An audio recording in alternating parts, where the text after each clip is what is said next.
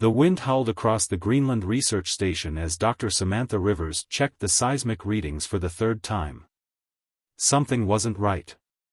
The patterns suggested a massive object had impacted the ice sheet, but satellite imagery showed nothing on the surface. "You're going to freeze that pretty face of yours if you keep staring at those screens," Thomas said, placing a steaming mug of coffee beside her. The elderly station manager had been like a father figure during her 2 years studying marine ecosystems beneath the ice. Samantha brushed a strand of black hair from her face. "These readings don't make sense.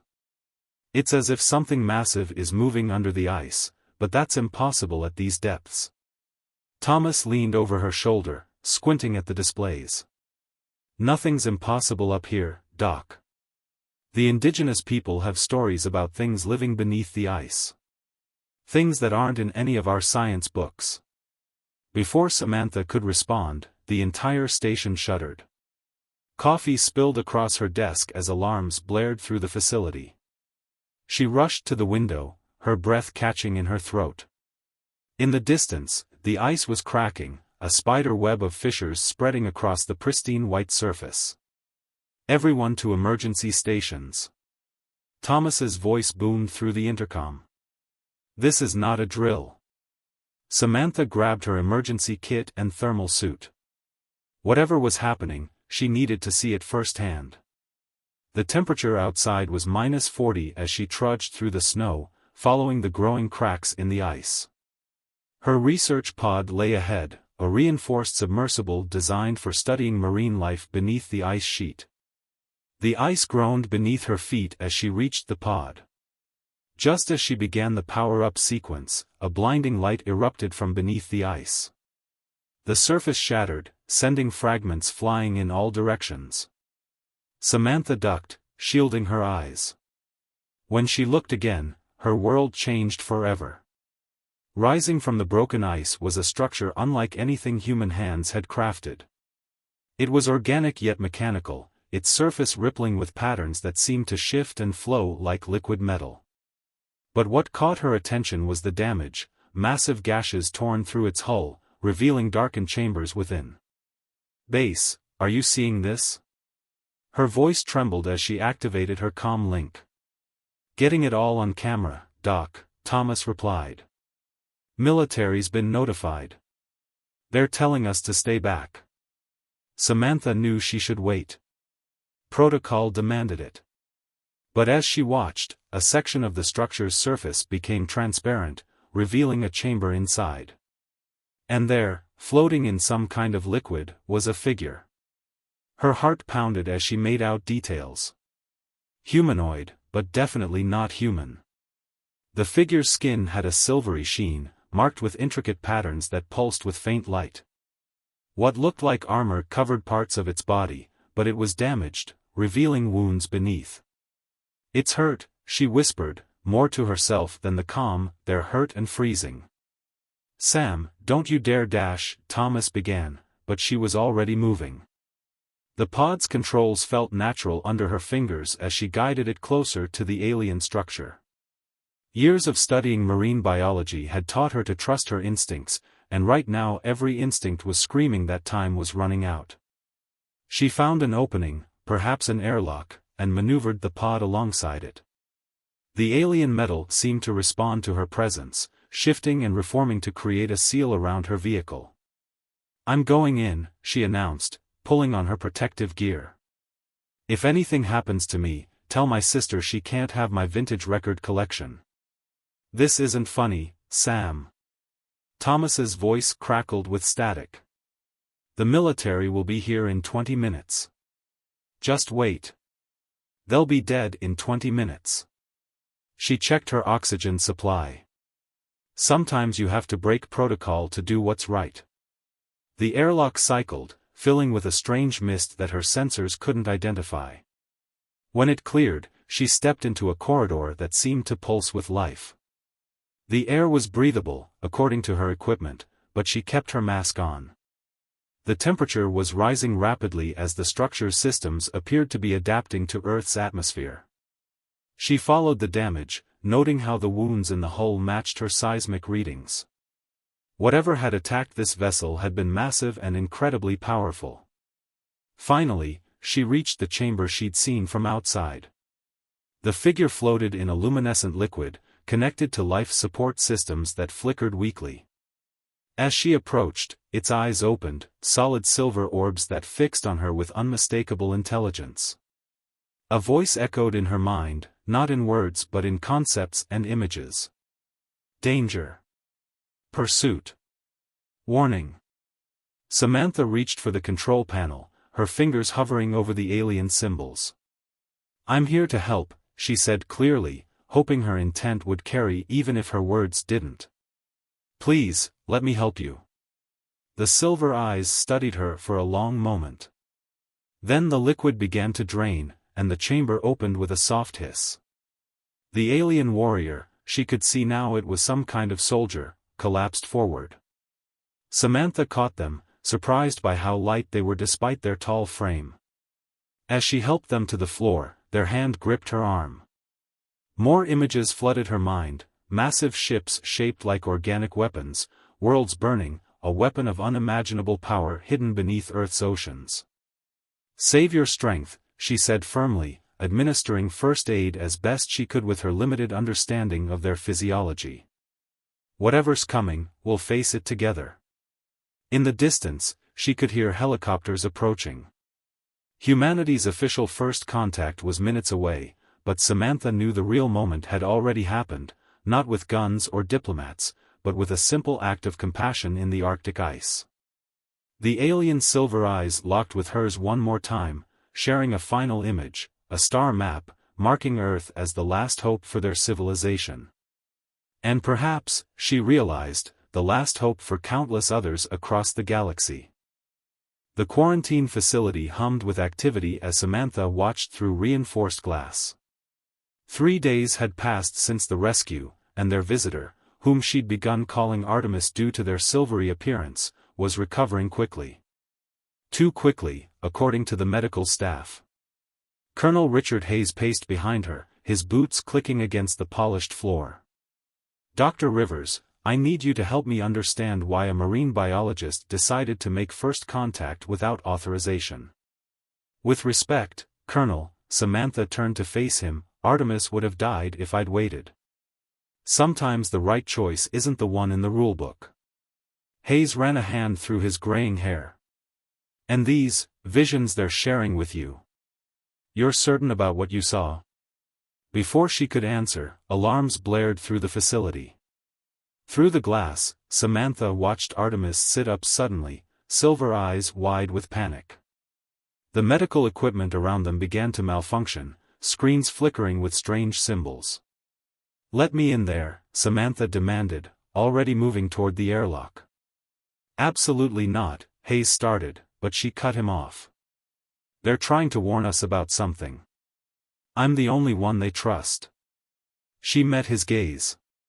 "Either help me or stop me, but decide fast." Hayes studied her for a long moment before nodding to the guards. The airlock cycled, and Samantha rushed to Artemis's side. The alien warrior gripped her hand immediately, and images flooded her mind. She saw vast ships emerging from dark space, their surfaces crawling with what looked like living metal. But it wasn't metal, it was billions of tiny organisms working in perfect, horrifying synchronization. The swarm, as Artemis's people called them, consumed everything in their path, breaking down matter at the molecular level and using it to grow. "They're already here, aren't they?" Samantha whispered. Artemis nodded, their silvery skin rippling with patterns of concern. They had been part of an advanced scout team, searching for civilizations that might help fight the swarm. Earth's oceans had drawn their attention. Something in the deep waters held properties that could be weaponized against the parasitic invaders. But their mission had been compromised. The swarm had followed them, attacking their ship and forcing them to crash land. Now Earth's location was compromised, and humanity had precious little time to prepare. Through the glass, Hayes watched with growing concern as Samantha's expression shifted from confusion to horror. "Doctor? What are they telling you?" Samantha helped Artemis stand, supporting their weight as they moved to the observation window. The alien warrior pressed their hand against the glass, and suddenly every screen in the facility lit up with the same image, a massive object entering the solar system, its surface writhing with deadly purpose. "Colonel," Samantha's voice was steady despite her fear, "I need you to listen carefully. We're about to be in the middle of a war that's been raging across the galaxy for centuries. And we might be humanity's only chance of surviving it." Hayes stared at the screens, his military training warring with the impossible reality before him. "What do you need?" "Access to my research data on deep-sea microorganisms. And..." She glanced at Artemis, who nodded encouragingly, "We need to contact the Mariana Trench Research Station. There's something down there that both sides want, and we need to find it first." The next 12 hours passed in a blur of activity. Samantha worked with Artemis to combine their knowledge, discovering that certain deep-sea bacteria produced enzymes that could disrupt the swarm's collective consciousness. It wasn't a weapon in the traditional sense, but it could give humanity a fighting chance. As they worked, Samantha learned more about Artemis's people. They were called the Luminari, a species that had evolved in the light of dying stars. Their biology allowed them to process and store massive amounts of energy, which they used to power their advanced technology. But even their capabilities hadn't been enough to stop the swarm's relentless advance. "There's something I don't understand," Samantha said as they reviewed data from her previous expeditions. "Why Earth? Why are we so important in this fight?" Artemis's response came in a series of images and emotions. She saw Earth's oceans teeming with life, but beneath that familiar picture was something else, networks of energy running through the deep waters, patterns that mimicked the very fabric of space-time. Earth's oceans weren't just bodies of water, they were gateways to understanding the fundamental forces of the universe. The door slid open, interrupting their work. Hayes entered, his expression grim. "We've lost contact with 3 deep space monitoring stations. Whatever's coming, it's moving faster than we anticipated." Artemis stood, their height impressive even in their weakened state. They projected an image of Earth's ocean currents, highlighting patterns that Samantha had spent years studying. But now she saw them with new eyes. They weren't just currents, they were a map leading to something ancient and powerful. "We need to move," Samantha said, gathering their research. "The Mariana facility has the equipment we need, and it's close to where these patterns converge." She looked at Hayes. "How fast can you get us there?"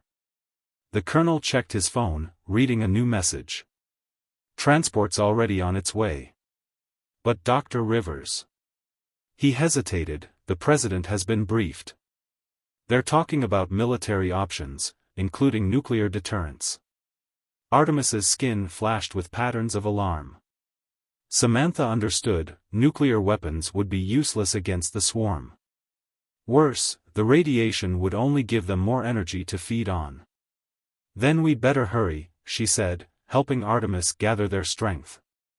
"Because if we don't find what we're looking for in the trench, there won't be an Earth left to defend." As they prepared to leave, Samantha caught her reflection in the facility's windows. The woman who had been content studying marine biology seemed like a stranger now. In her place stood someone else, someone who had touched the stars and learned that humanity's greatest test was about to begin. Artemis placed a hand on her shoulder, sharing an image of hope, their 2 species standing together, guardians of something greater than themselves. Samantha nodded, squaring her shoulders. The real work was just beginning. The Mariana Research Facility clung to the edge of the underwater cliff like a metallic barnacle, its reinforced windows staring into the abyss. Samantha pressed her hand against the thick glass, watching bioluminescent creatures drift past in the darkness. Behind her, Artemis's silver skin cast a gentle glow across the observation deck. "The patterns are stronger here," she said, noting how the alien warrior's luminescence pulsed in sync with certain deep-sea currents. "Whatever your people detected, we're getting closer to it."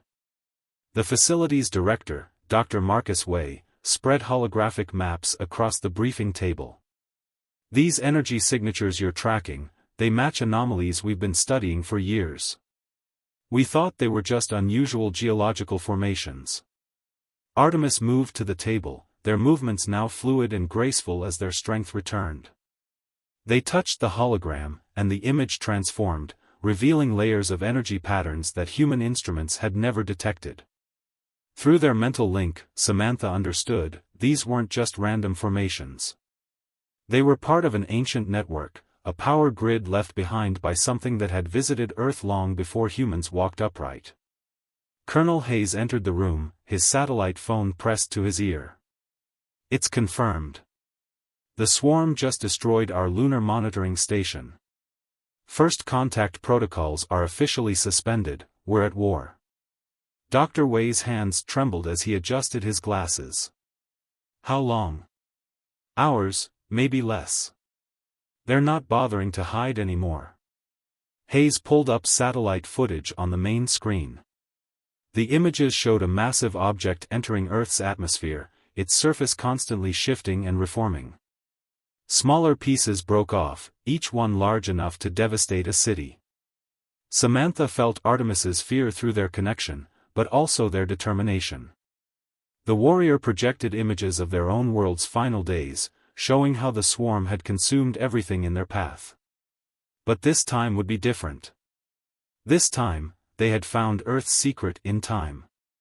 The bacterial samples, Samantha turned to Dr. Wei. "How many strains have we isolated?" "3 that show the properties you described. But cultivating them at the scale we'd need." He shook his head. "It would take weeks we don't have." Artemis suddenly stiffened, their skin flashing with urgent patterns. They grabbed Samantha's hand, sharing a vision of massive shapes moving through the deep waters near the facility. At first, she thought they were showing her more of the swarm, but these were different, ancient and purposeful. "There's something down there," she whispered. "Something alive. And it's waking up." The facility's seismic sensors began registering massive movements from the trench below. Dr. Wei rushed to his instruments, his eyes widening at the readings. "This is impossible. The energy outputs, they're off the charts." Artemis pulled Samantha toward the window, pointing into the darkness. At first, she saw nothing but the usual deep-sea life. Then the patterns of bioluminescence began to change, forming coherent shapes that spiraled through the water. The light show grew more intense until the entire trench seemed to glow. Through their connection, Artemis shared the truth: Earth's oceans weren't just hiding a weapon. They were hiding guardians. Ancient beings that had slumbered in the depths, waiting for the day they would be needed. The bacterial strains they had been studying weren't random mutations, they were tools left behind by these entities, meant to be discovered when the time was right. The facility shuddered as something massive rose from the depths. Through the window, Samantha watched in awe as a creature larger than any whale emerged from the darkness. Its body seemed to be made of living crystal, patterns of light flowing across its surface in ways that reminded her of Artemis's skin. "They're called the Deep Ones," she translated as Artemis shared more information. "They've been waiting, evolving, preparing Earth's oceans for this moment. The bacteria we found, they're not the weapon. They're the key to awakening them." Hayes gripped the railing as more of the ancient beings emerged from the trench. "Can they fight the swarm?" Artemis's response was complicated: "Not fight, exactly. The Deep Ones were gardeners, shapers of life itself. They could rewrite the basic rules of biology on a massive scale. Against the swarm's consuming hunger, they offered the power of transformation." The facility's communications array suddenly crackled with urgent messages. The swarm had begun its attack, their first wave targeting major coastal cities. But as their biomechanical ships descended through the atmosphere, the oceans began to respond. Massive tendrils of luminescent water rose from the seas, each one carrying billions of the bacteria they had been studying. Where they touched the swarm's ships, the parasitic organisms began to change, their collective consciousness disrupted and reformed into something new. They're not destroying them, Samantha realized, watching through the facility's external cameras. They're changing them, making them part of Earth's biosphere. The deep ones aren't soldiers, they're mediators between different forms of life. Artemis nodded, their skin glowing with patterns of hope. This was why their people had been led to Earth. Not for a weapon of destruction, but for a power of transformation that could end the war without consuming either side. But the battle was far from over. The main body of the swarm was still approaching, and the Deep One's power had limits. As Samantha watched the light show above the facility, she knew they needed to find a way to amplify their effect before the full invasion arrived. Dr. Wei, she turned to the facility director, I need everything you have on deep-sea thermal vents. Artemis, show me again how your people channel energy. She looked at Hayes. And Colonel, we're going to need every submarine you can get us. We have work to do. The transformed swarm ships drifted in Earth's oceans like massive bioluminescent whales, their surfaces now flowing with the same crystalline patterns as the deep ones. But Samantha had no time to marvel at the sight. In the facility's main lab, she and Artemis worked frantically to implement their plan. The thermal vents are responding, Dr. Wei reported, monitoring energy readings from his station. The deep ones are channeling something through the planet's geothermal network. It's like they're turning Earth's core into a battery. Artemis's skin flickered with approval as they helped Samantha modify salvaged pieces of their crashed ship. Through their mental link, they guided her in combining luminary technology with terrestrial components. The result was a network of transmitters that could amplify the Deep One's transformative power using the natural energy channels running through Earth's oceans. Colonel Hayes burst into the lab, his usual composure shaken. The main swarm fleet just passed Mars. We have less than 6 hours. Please tell me you have something. Samantha straightened from her work, her dark hair wild from hours of intense focus. We do, but you're not going to like it. She pulled up a holographic display of their plan. We need to get these transmitters into the heart of the swarm fleet. That's suicide, Hayes protested. Nothing could survive inside that mass of parasites. Artemis stepped forward, their silver eyes fixed on the colonel.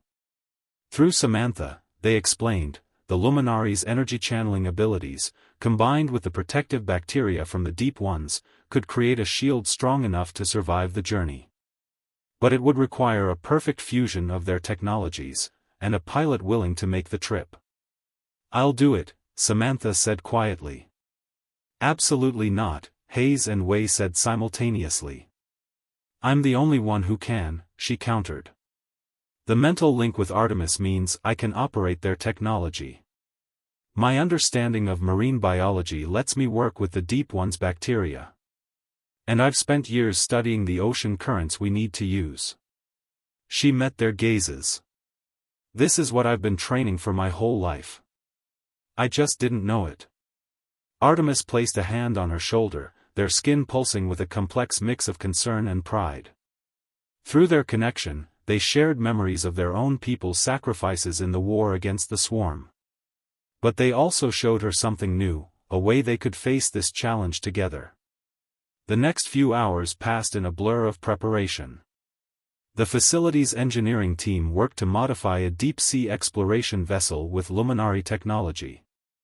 Samantha and Artemis underwent a series of treatments using the Deep One's bacteria, changing their biology just enough to survive what was coming. Dr. Wei approached them as they made final adjustments to their protective suits. The Deep Ones are in position. They've created a network of energy channels throughout the ocean that should amplify your transmitter's effect exponentially. He hesitated. But the power involved, we've never seen anything like it. The calculations suggest it could trigger changes across the entire planet's biosphere. Better than having no biosphere left, Samantha replied, checking her equipment one last time. Through the facility's windows, they could see the Deep Ones gathering, their crystalline bodies forming a massive array in the dark waters. Above, the first hints of the swarm's main fleet were becoming visible, a darkening of the waters as billions upon billions of parasitic organisms began their descent through Earth's atmosphere. Hayes approached with final intelligence updates. The transformed swarm ships are responding to the Deep One's influence. They'll provide cover for your approach, but you'll only have one shot at reaching the fleet's central mass. Artemis shared an image of the swarm structure. Like all parasitic organisms, they had a central nervous system. Hit that, and the entire fleet would be affected by the transformation. Miss, and Earth would fall just like countless worlds before it. As they made their way to the launch bay, Samantha felt a strange calm settle over her. Through her link with Artemis, she sensed the same focused determination that had helped their people fight the swarm for generations. But there was something else too, a growing connection to the Deep Ones and the ancient power they represented. Their modified vessel waited in the launch tube, its hull now covered in patterns that mimicked both luminary technology and the crystalline structures of the Deep Ones. Inside, the controls had been rebuilt to respond to both physical input and mental commands. Last chance to back out, Hayes said as they prepared to board. Samantha looked at Artemis, who nodded solemnly. Humanity just joined a war that's been raging across the galaxy, she replied. It's time we did our part to end it. As the launch bay doors opened to the dark waters, Samantha felt the weight of two civilizations' hopes resting on their shoulders. But she also felt something else, the subtle pulse of Earth's oceans, the deep rhythms of life that had flowed uninterrupted for billions of years. They weren't just fighting for survival now. They were fighting for the right of life itself to choose its own path of evolution. Ready? She asked Artemis, both aloud and through their link. The warrior's skin pulsed with determination as they took their position beside her. Above them, the waters grew darker as the swarm descended. But in the depths below, the Deep Ones began to sing, their crystalline bodies resonating with frequencies that made the very ocean vibrate with power. Samantha took a deep breath and engaged the launch sequence. Then let's go rewrite the rules of evolution. Their vessel cut through the dark waters like a luminescent arrow, trailing patterns of light that mimicked the Deep One's crystalline signatures. Through the reinforced viewport, Samantha watched the transformed swarm ships move into position around them, their massive forms providing cover as they approached the invasion fleet. Inside the cockpit, Artemis's skin pulsed in sync with the vessel's modified systems. Through their mental link, Samantha felt the warriors' memories of countless battles against the swarm, but also their growing hope that this time would be different. This time, they had found another way. Multiple contacts ahead, she reported, checking their instruments. The main fleet is entering the atmosphere. The ocean's surface had become a churning mass of parasitic organisms, each one part of the vast hive mind that had consumed countless worlds. The Deep One's song resonated through the waters, frequencies that made Samantha's modified biology tingle with potential. Their vessel's transmitters hummed in response, ready to amplify that ancient power once they reached their target. Energy readings are off the scale, Samantha noted as they ascended toward the darkened waters. The bacterial transformation is already beginning in the outer layers of the swarm. Through their connection, Artemis shared images of the process, billions of microscopic battles as the Deep One's bacteria encountered the swarm's parasitic organisms. But it wasn't really battle, it was evolution in real time, guided by intelligences old enough to remember Earth's first oceans. Their vessel shuddered as they entered the outer edges of the swarm. The protective field generated by their combined technologies held, but Samantha could feel the enormous pressure of billions of organisms trying to break through. "Stay with me," she whispered to Artemis as they pushed deeper into the mass. Their screens showed the fleet's central nervous system, a vast organic computer that coordinated the entire invasion. That was their target. Suddenly, the swarm recognized them. The entire mass shifted, trying to crush their small vessel. Samantha's hands flew over the controls as Artemis channeled energy through their systems, strengthening their shields. "We're not going to make it," Samantha gritted her teeth as warning lights flashed across their panels. Then she felt something else, a new presence in their mental link. The Deep Ones had joined their consciousness, sharing knowledge that had waited millions of years to be used. Samantha gasped as understanding flooded her mind. The transmitters they carried weren't just tools for transformation. They were keys to awakening something that had slumbered in Earth's oceans since before humans existed. The bacteria, she realized, they're not just changing the swarm. They're teaching them how to dream. Through their expanded connection, Artemis shared their amazement. The Deep Ones weren't just guardians, they were architects of consciousness itself. And now, through the combined power of human science, luminary technology, and ancient wisdom, they would attempt something unprecedented, giving a parasitic hive mind the gift of individual awareness. Their vessel reached the central mass, but the swarm's attacks had taken their toll. Multiple systems were failing, and their protective field was weakening. They would only get one chance. Together, Samantha said, placing her hand over Artemis's. Their minds merged completely, human determination flowing into luminary strength, guided by the Deep One's ancient purpose. They activated the transmitters. Energy exploded outward from their vessel, carried by the ocean currents and amplified by the Deep One's crystalline network. The bacteria they carried began to multiply exponentially, spreading through the swarm's central consciousness like a cascading wave of transformation. Through their expanded awareness, Samantha and Artemis witnessed something beautiful and terrifying. The swarm's unified consciousness began to fragment, not into chaos, but into billions of individual awareness. Each parasitic organism experienced its first moment of self-reflection, its first independent thought. The pressure around their vessels suddenly released as the swarm's attack ceased. Through the viewport, they watched in awe as patterns of light began to flow through the massive fleet, patterns that matched both the Deep One's crystalline structures and the luminary's energy signatures. They're learning to shape themselves, Samantha whispered, understanding flowing through their link. They're choosing to change. The transformation spread rapidly through the fleet. What had been a consuming force of destruction became something new, a collective of conscious beings, each one now capable of choice and creation rather than just consumption. Their damaged vessel limped back to the Mariana facility, escorted by ships that had been enemies mere hours ago. Inside the observation deck, Hayes and Wei watched in amazement as the transformed swarm began to create new structures in Earth's orbit, not weapons, but stations designed to study and preserve life. Artemis's skin pulsed with joy as they shared the truth with Samantha.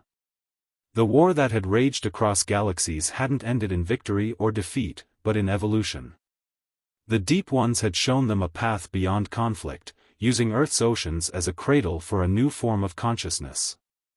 1 month later, Samantha stood on the Arctic ice where she had first found Artemis's pod. The northern lights danced overhead, their patterns now interwoven with the bioluminescent signals of transformed swarm ships and luminary vessels. "What happens now?" she asked, both aloud and through their permanent link. Artemis's response came in images of possibility, Earth becoming a center of biological and technological innovation, where 3 very different forms of life could learn from each other. The Deep Ones would continue their ancient work, guiding evolution across the galaxies. The transformed swarm would explore their new consciousness, creating rather than consuming. And humanity would take its first steps into a universe far stranger and more wonderful than they had imagined. "We have much to learn from each other," Samantha said, watching a group of transformed swarm organisms create crystalline structures in the aurora's light. She felt Artemis's agreement, along with something else, a deep contentment that their long journey had led them here, to this moment of transformation. Above them, the stars seemed brighter somehow, as if reflecting the light of new possibilities. The war was over, but the real adventure, the adventure of discovering what different forms of life could achieve together, was just beginning. Deep beneath the ice, the Deep Ones sang their ancient songs, their music now carrying the harmonies of 3 civilizations learning to create something entirely new. And in that music was a promise, that life, in all its forms, would always find a way to grow beyond its origins, reaching for the light of understanding that shone beyond the stars.